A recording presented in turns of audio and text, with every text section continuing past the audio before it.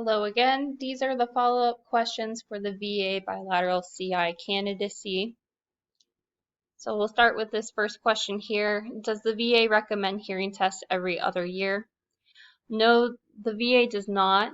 So we recommend hearing exams every 2 to 3 years for patients. And then, we have those patients that we're monitoring in 1 year for significant threshold shifts, new asymmetries, new patients that present with asymmetric hearing losses, WRS, etc.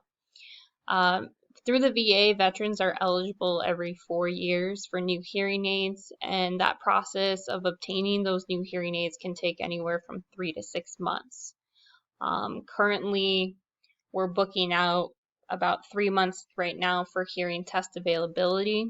So things are quite long through the VA to obtain these things. But once you do, those follow-up appointments are pretty easy to obtain. The nice thing about our clinic is that we do have a same-day clinic, so veterans that want to be seen that day, they can call in, and if we have that availability, we'll see them for any programming and hearing aid adjustments.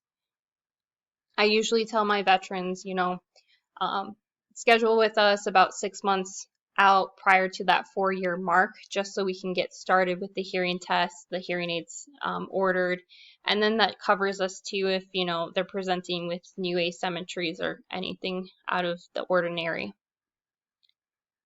What is the reason for ARTs not being tested due to COVID-19? So this was something that I walked into with this clinic. Their protocol was approved by the chief of audiology.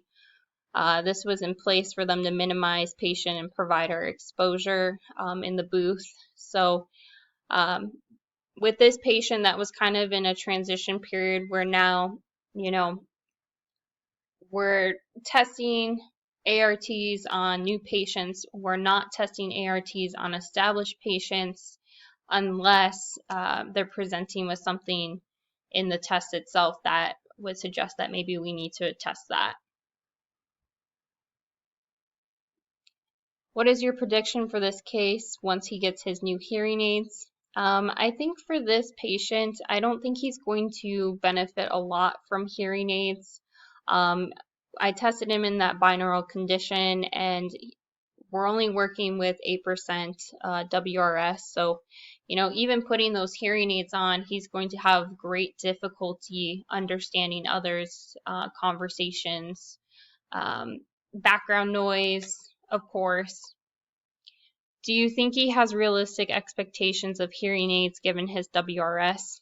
I think he does. So I made sure to sit down and talk with him about realistic expectations with understanding conversation. And I think he had a good grasp on that. We also kind of talked about, detection versus comprehension of words and sentences moving forward if he does get a CI. So the CI gives him better access to sound that he can detect with less listening effort.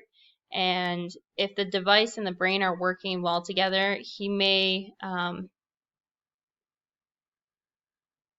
understand speech better. So, it's a little hard to gauge where he's going to be successful in this case. So just kind of further investigating those options, and I want to see how he does with hearing aids first, of course. That's part of that CI protocol, is that, we test the hearing aid condition out for 6 months if he doesn't have perceived benefit from it, and testing him with an AZ bio test, in an aided condition to show that.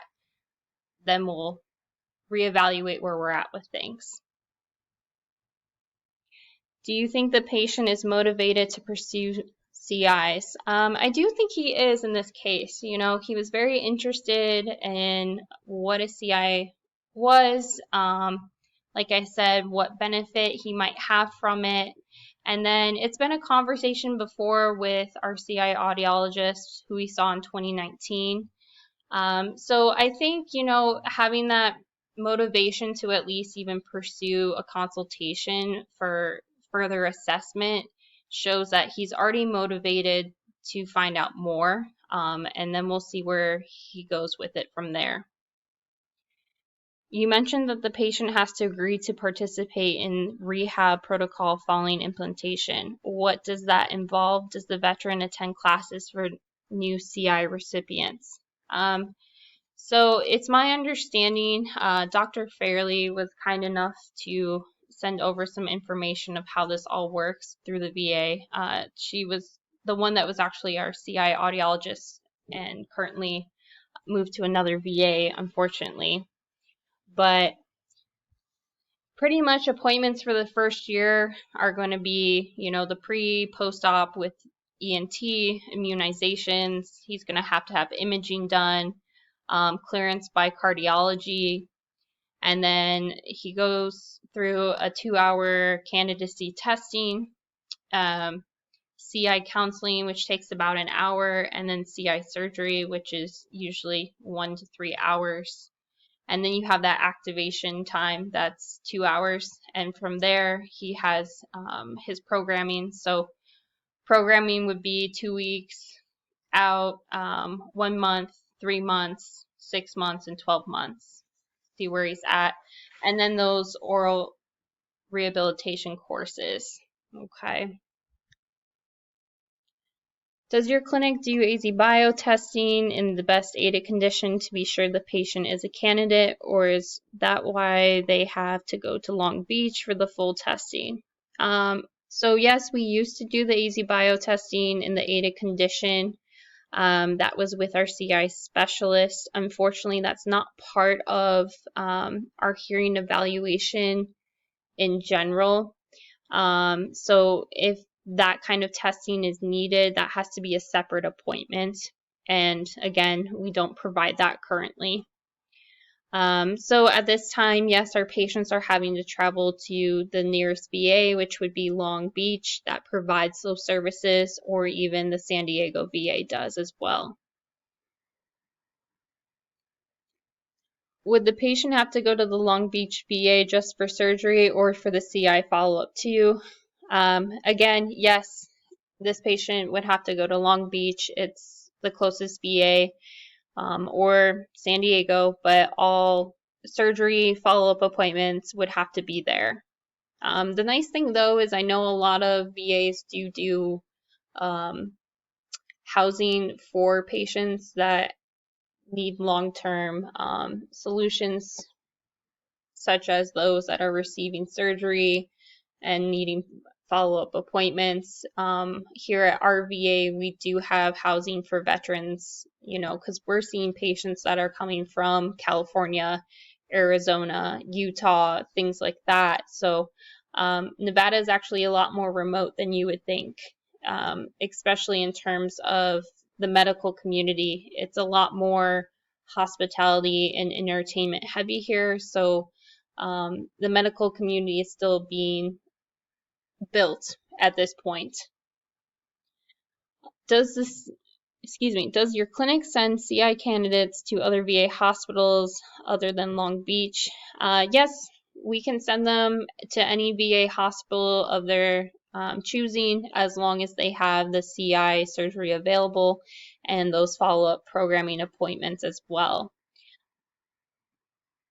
It would be nice if we would be able to send those patients out into community care, but unfortunately, even here in Nevada, we don't have the community care for CI specialists available here.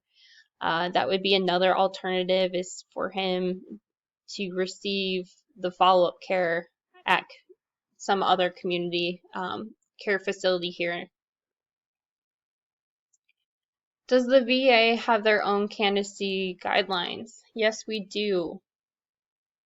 So here are the candidacy guidelines. This is under Part D, the audiologic criteria. So number 1, you have the standard cochlear implant that outlines those requirements, the electroacoustic cochlear implants outlining those requirements there as well. So not going to spend too much time on this. I'll let you guys review over this. There's also Number 3, implant candidacy for single-sided deafness and asymmetric hearing loss. And then number 4, expectations to the above criteria must be approved by the VHA Cochlear Implant Advisory Board or an institutional review board. If you're wanting any of this information in terms of the guideline, just reach out to me. I'm happy to provide that to you. Now, we also do have a separate specific test for evaluation to determine bilateral CI candidacy. So this is to estimate the current contribution of the aided non-implanted ear on the patient's speech recognition and localization abilities. Meta-analysis of bilateral and bimodal cochlear implant studies indicate that bimodal users of hearing aid in one ear and cochlear implant in the other ear can sometimes gain as much or more benefit than users of bilateral cochlear implants, especially in patients with residual acoustic low-frequency hearing in the non-implanted ear. A hearing aid can provide improved speech recognition and noise, overall sound quality, and greater music appreciation.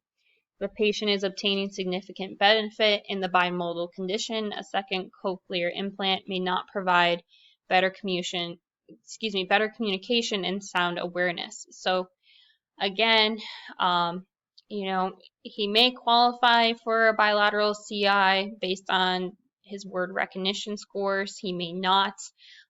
This may be a case that goes under a review board to determine what would be best for this patient. But I do think, if he does get approved for one, at least, we'll see how he does and go by this criteria here.